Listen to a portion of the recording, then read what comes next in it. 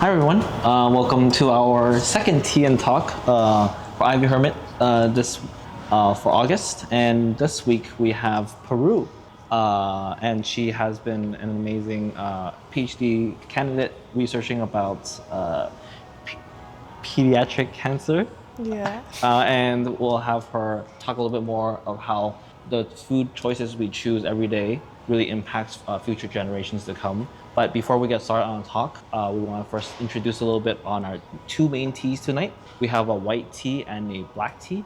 Our white tea is called Enchanted Ancient Forest. Comes from the Yunnan province of at least a 500-year-old tea tree. It has a more fuller body, complexity in terms of flavor wise, and really gives that really rich and full body. And we'll end up with the night with a black tea. So in the West, it's called dark tea, but for Ivy Hermit, we call it the black tea of Citadel Grace.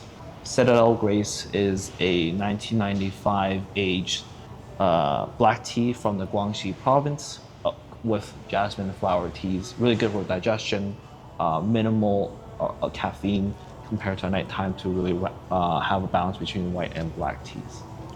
Cool. And without further ado, we'll start the tea and talk today. So, Peru, so you're currently a PhD candidate in cancer pharmacology here in New York with research in cancer that's already earned a lot of national and international recognition.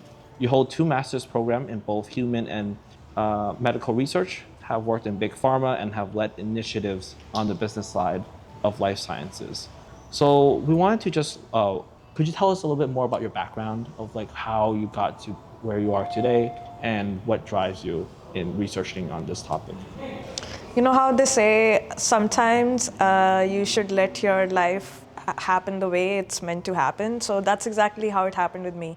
So I wanted to be a surgeon because I'm crazy. But when I was discussing my career choices with my parents, they mentioned something like, oh, you should be a researcher. And I didn't even like biology at that time. But somehow, one of my high school tutors was in biology, and he used to give us like hands-on life experience. Like he would literally take us to his garden, show us how plants have like different leaves and this and that, and he would make us get those experiences. And from there, I felt more like connected to biology. And unfortunately, he passed away because of cancer. But he made me go through this whole process of, okay, maybe I should pursue this. This is really cool. Like I felt connected to biology, and that's how I got into this. How I got into cancer pharmacology is a very long story.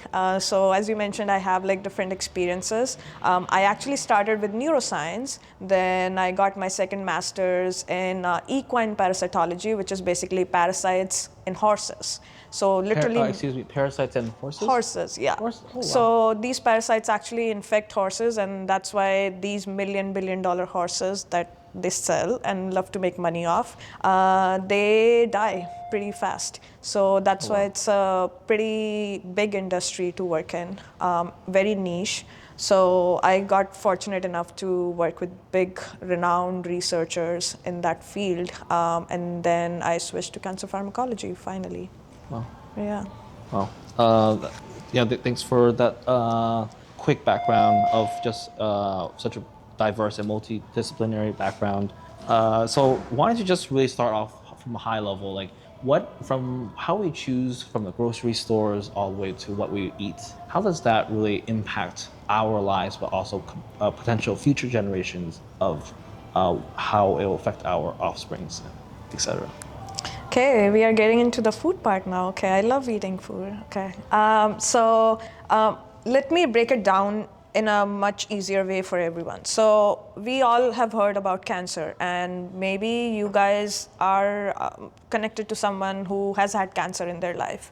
But how does it really happen? It's not an infection, right? So it's basically your regular cells, your normal healthy cells, transform into cancerous cells. And somehow that transformation happens. And that could happen because of any reason. It could be because what you eat, what you drink, your environment you are in. If you are in a very polluted environment, you can get chemicals, you can get certain chemicals that are called as carcinogens. And that's how you can transform your healthy cell into a cancerous cell. So there are many ways, but food, since we're talking about food in general, yes, it can define you, your body, your mental capabilities, and also at the end of the day, your gut microbiota. So I'm probably throwing big words here, but gut is basically what you have in your stomach.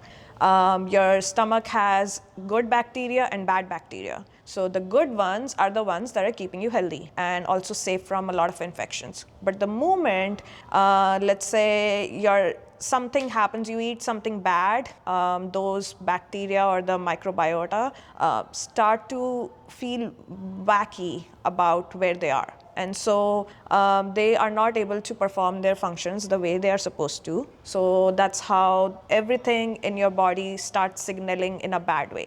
And since that all the signaling goes bad, so you have certain cells called as T cells, NK cells, natural killer cells that are already present in the body to help you fight these infections or even prevent you from getting cancer or transformation of your healthy cells into the cancerous cells. But during this whole bad bacteria or the good bacteria not being able to function properly, all of this changes. And so in that case, what you are eating starts defining how you are working, and also it sends signals to your brain also. So you might feel more sad, you might feel more depressed. So your brain functioning also gets affected. And eventually that gets passed on. If you do not figure it out, how to fix this problem, it gets passed on to the next generation because it becomes really genetic at some point. So yeah, I could go into more details about how it affects the genetic part, but that might be too heavy. Yeah, I think maybe just a quick recap. Could you tell us, maybe for us to really learn a little bit more, talk about T cells and just natural killer cells, what they really are, and like why, how does food help affect those two cells in preventing cancer? Yeah. So you guys have heard about the red blood cells that we have that are already present in the blood. So there's something called as the white blood cells that are there to help you fight infections or anything that is coming into your body as foreign. And so these cells were discovered in 1940s, 50s, somewhere around that. So T cells are basically a type of white blood cells, and then NK cells are again another type, which is natural killer cells. So in a normal human, these cells are also flowing throughout the body. And so they are there to signal your body as soon as any foreign material enters. So the idea is they go around like crazy army of people and start eating or chewing off the foreign material. And that chewing off actually helps us. It's like food for them. But in case of cancerous cells, since cancerous cells have the ability to evade these type of cells, they're basically hiding and mimicking.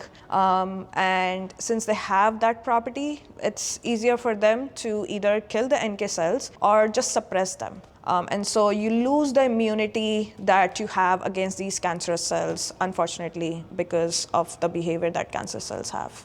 So yeah. Oh, very cool, very cool. And I think you also just highlighted how like natural killer cells are very different and they're critical in protecting us from diseases, but based off of what we eat, what we drink, kind of infects and kind of alters our overall health. Just to reiterate that point. Yeah. So I would just like to add something. So we are talking about tea right now. We are actually drinking it. And you guys have already heard about green tea a lot. I guess in Asian culture, green tea is a big thing, mainly because it has certain components actually help you as antioxidants. So you guys have probably heard of the word antioxidant as well. It's going to try to help you get rid of the bad toxins so that you don't get infections. That's the layman way of saying it. But what it's actually doing is it has polyphenols in it. Those are the components that I'm talking about. Those polyphenols do nothing but act as antioxidant, which is basically preventing the growth of these cancerous cells. So even if your normal cells transform into being cancerous at some point because of the signaling problems, these polyphenols are going to prevent that. So they're going to still, put those cancer cells. It's basically like going and marking that, hey, you are a cancer cell, I want you out of my body. So it's going to mark that cancer cell and also try to put it under the cell death pathway that it's supposed to go in a regular fashion. So having green tea, having black tea, it's perfect. Oh, cool. Well, thank you for giving a very scientific breakdown of what tea is. And could you also just talk a little bit more about L-theanine as well as like different compounds like polyphenols? I think you mentioned that a little bit, just to expand on that topic and how that overall kind of impacts our health overall. So, I mean, right now, this whole what you should eat has been out there in the market for a while now. People talk about having more protein, more carbs, or less carbs, more protein, and more fibrous diet, and that's exactly what you should be having. It's all based on what you're eating because the components are going to somehow affect the signaling that is happening in the cell. So cells are nothing but, you can imagine, you guys are friends, right? So you like to talk to each other, hey, this happened, that happened. But if you have an event, it goes through certain ways, right? So that's exactly how cells work together in a tissue. If I'm a cell, I want to pass on some information to you, I will pass it on. So that's like the signaling. But if that signal gets broken because of there is too much oxidation in the body, then everything gets affected. And that starts from your stomach, goes up to your brain, and if your brain starts getting affected, it means a lot is going to happen. So there are some probiotics that are out there in the market that people usually take to avoid all these things, but it has been shown that it just depends on which probiotic you're taking. So there are some probiotics that make you more resistant to the treatments, cancer treatments, and there are some that actually enhance it. It also depends on if you are taking any particular medicine, because people really like to take medicines as if it's freely available, it's a supplement, I can take it, it will help me out. But not necessarily. So you should really pay attention to when you need it, not like because it's available over the counter, you just take the iron supplement and eat it. Because at the end of the day, all of this is adding up and affecting you, your brain, your health, and your future generations. Incredible.